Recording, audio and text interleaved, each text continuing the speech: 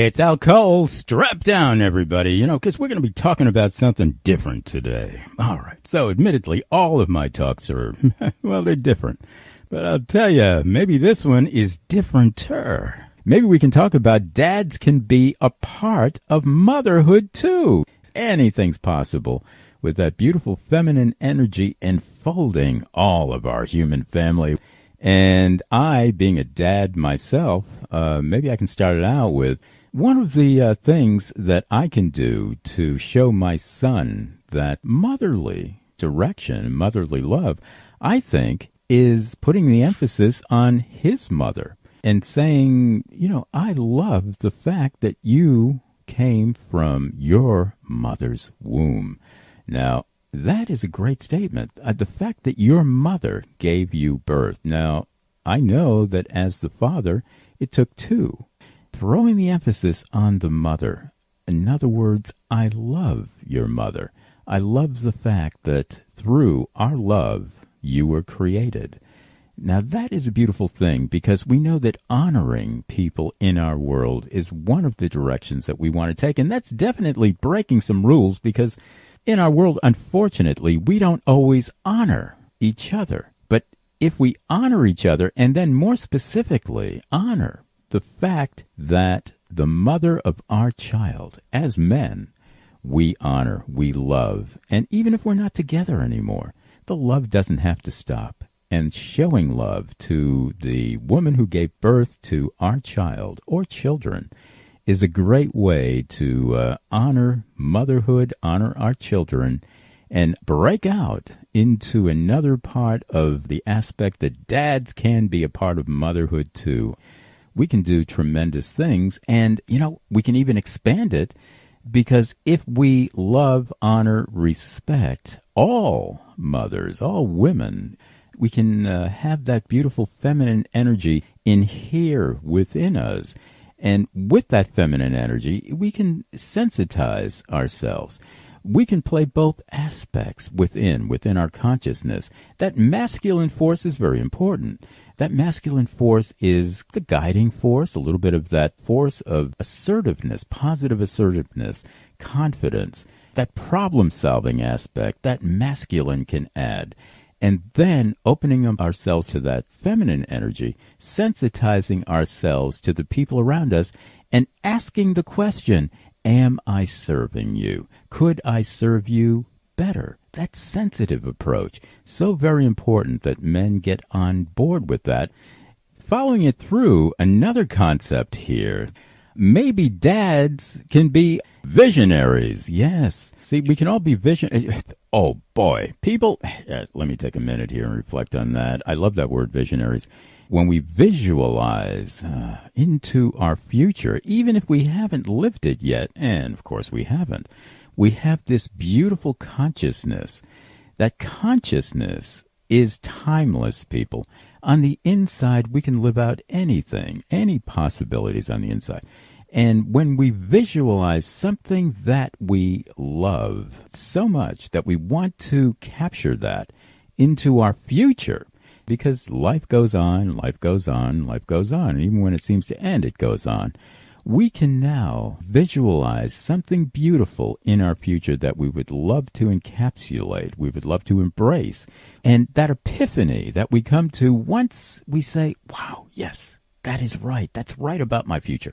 All of a sudden, it shoots back to our present as a beautiful present to our present, and we start to live it out. We actually live out the beautiful futuristic possibilities in our present because of that visionary aspect.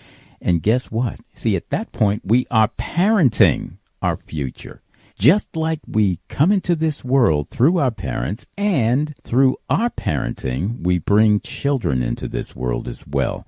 We become the parents of humanity, and we become the children of humanity as well. And we can parent our human family future in such beautiful encapsulating ways.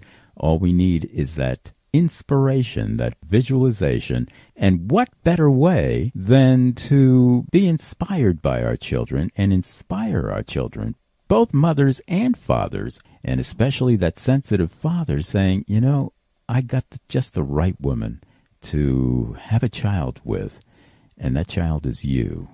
What kind of woman would you like to have a beautiful child with when you're ready at some point in your future?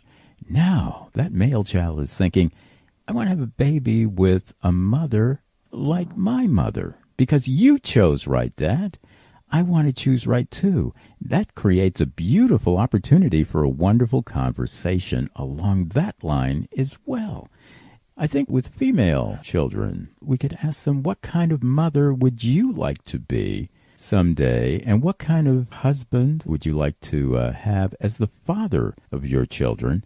And especially with that mother and father both there, and those kids looking into the mother and father's eyes, sparkling eyes, it's a time of inspiration. It's a time of captivation where we know that the answers have to be positive. And if we make it inspirational enough, those answers will have their life at some point in the future and even in the present.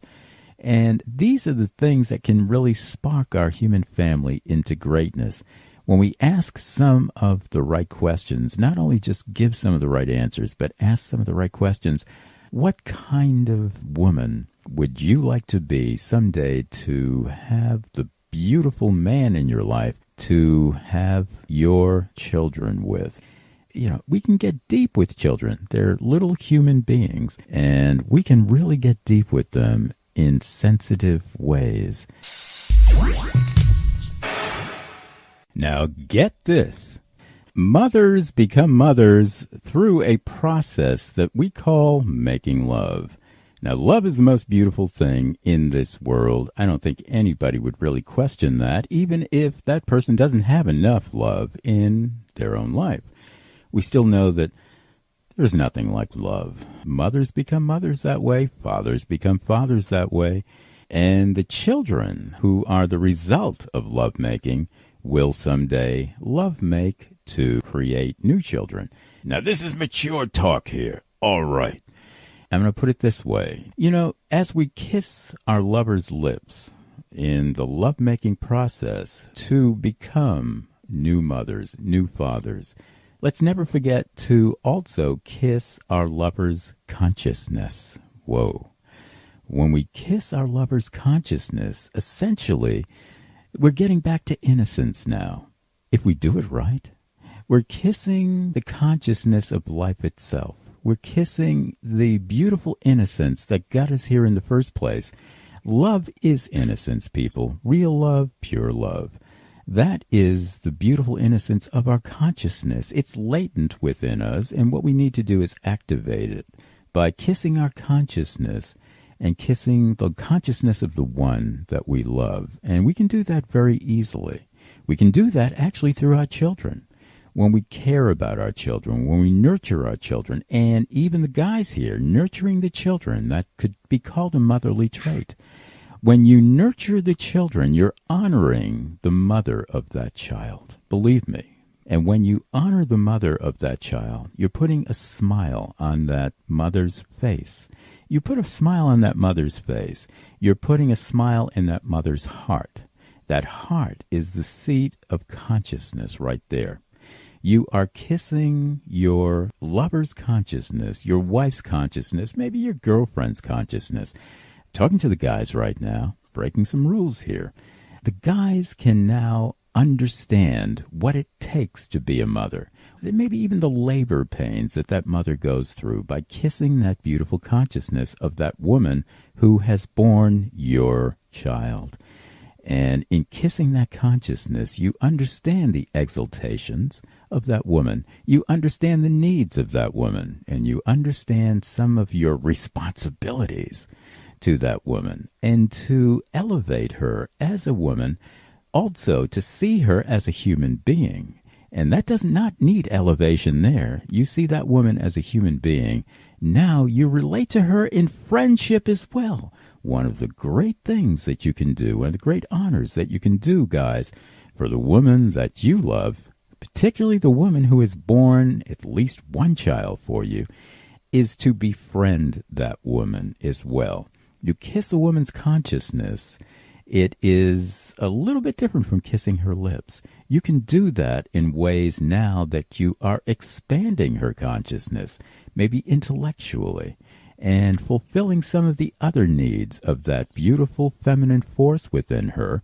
You start doing that, it's fulfilling you. It's synergistic, it's reciprocal. And as you now elevate your woman, you're elevating yourself through consciousness. That next generation that you are helping to bring to pass through your lovemaking now will be elevated too, because they will inhere the seed of what you are doing in a loving way with your consciousness, both you and that lady that you love who is giving birth to your child. Now you're elevating both in terms of now who your child is going to be.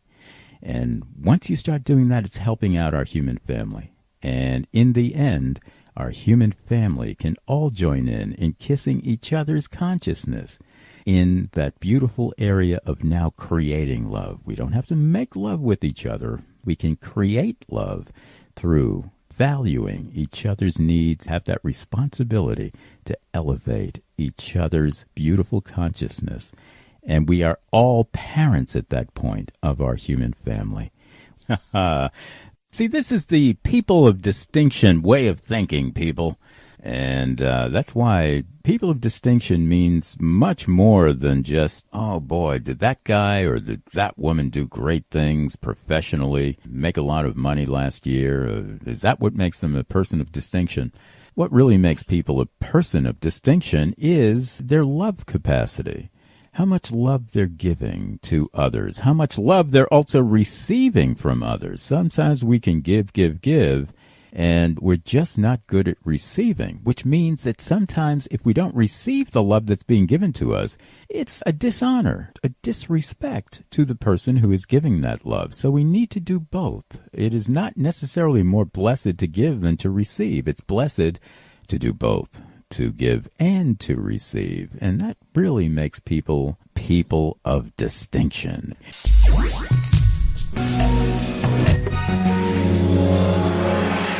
So until next time, people, wish you peace, awareness, romance, and mostly love.